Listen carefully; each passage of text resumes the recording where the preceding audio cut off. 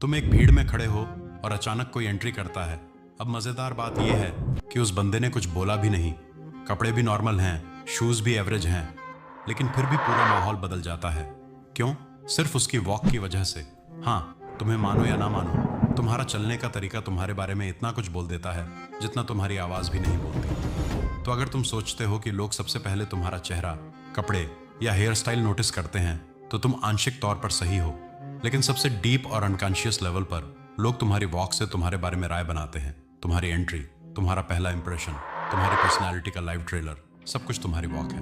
और सच कहूं तो इंडिया में 90% लोग गलत तरीके से चलते हैं। इसे मजाक मत समझना, क्योंकि मैंने खुद महीनों तक लोगों को ऑब्जर्व किया है, पार्क्स में, स्कूल के बाहर, बस स्टॉप्स पर। और अगर तुम भी ऐसा करोगे तो तुम खुद हंस पड़ोगे कि लोग कितने अजीब ढंग से चलते हैं। लेकिन हंसी के पीछे छुपा सच यही है कि गलत वॉक तुम्हारा पूरा इंप्रेशन खराब कर देती है। अब मैं तुम्हें बताने वाला हूँ वो 6 बड़ी मिस्टेक्स जो ज्यादातर लोग चलते वक्त करते हैं, और अगर तुमने इन्हें फिक्स कर लिया तो ट्रस्ट में तुम्हारी वॉक का लेवल 0 से 100 तक चढ़ जाएगा। चलो शुरू करते हैं। सबसे कॉमन गलती, पैरों को बाहर की ओर घुमाकर चलना, जैसे चार्ली चैपलिन चलता था। दूर से देखने पर यह फनी लगता है, लेकिन प्रॉब्लम यह है कि लोग तुम्हें सीरियसली लेना बंद कर देते हैं। चाहे तुम टॉपर हो या जीनियस, तुम्हारी वॉक तुम्हें कॉमेडी बना देती है। सॉल्यूशन, पैर पैरेलल रखो, सोचो जैसे तुम्हारे नीचे रेलवे ट्रैक है, स्ट्रेट और क्लीन। कुछ लोग ऐसे चलते हैं जैसे ट्रेन छूट रही हो, और कुछ ऐसे जैसे टाइम रुक गया हो। अब सच बताऊं, दोनों ही गलत है। जब तुम बहुत तेज चलते हो, तुम्हारी बॉडी लैंग्वेज चिल्लाती है कि मैं नर्वस हूं, मुझे जल्दी है।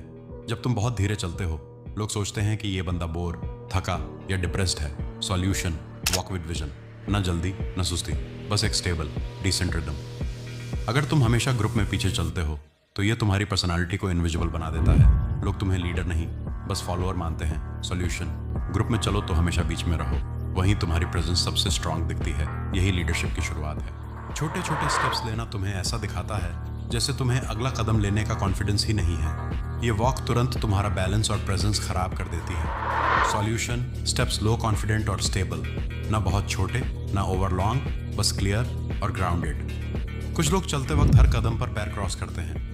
दूर से देखने पर ये या तो बहुत ऑनवर्ड लगता है या फिर लड़कियों जैसी वॉक लगती है। सॉल्यूशन, पैरों को स्ट्रेट और पैरेलल रखो। रेलवे ट्रैक वाली इमेज फिर से याद करो, सीधा और स्टेबल। अब सबसे खतरनाक मिस्टेक, आई कांटेक्ट से बचना। ये तो मैं भी करता था। स्कूल टाइम में जब भी किसी टीचर या लड़की से सामने से मिलना होता, आंखें नीचे कर लेता, लेकिन यही तुम्हारा कॉन्फिडेंस तोड़ता है। सॉल्यूशन, चलते वक्त सिर हल्का ऊपर रखो, सामने देखो। अगर आई कांटेक्ट हो भी जाए तो बस एक जेंटल स्माइल कर दो। ये छोटा सा एक्शन तुम्हें बाकी सबसे अलग कर देता है। तो अब सवाल, चलने का सही तरीका क्या है?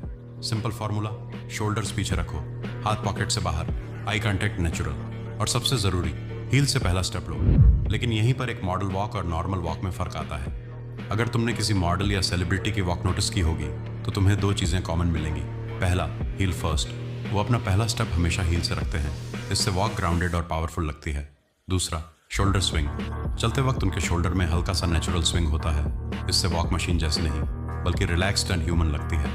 और यही 2 सिंपल एडजस्टमेंट्स तुम्हें भीड़ से अलग बना देते हैं। तो अब तुम्हें पता चल गया कि गलत वॉक कैसे तुम्हारा इंप्रेशन खराब करती है और सही वॉक कैसे तुम्हें भीड़ से अलग दिखा सकती है।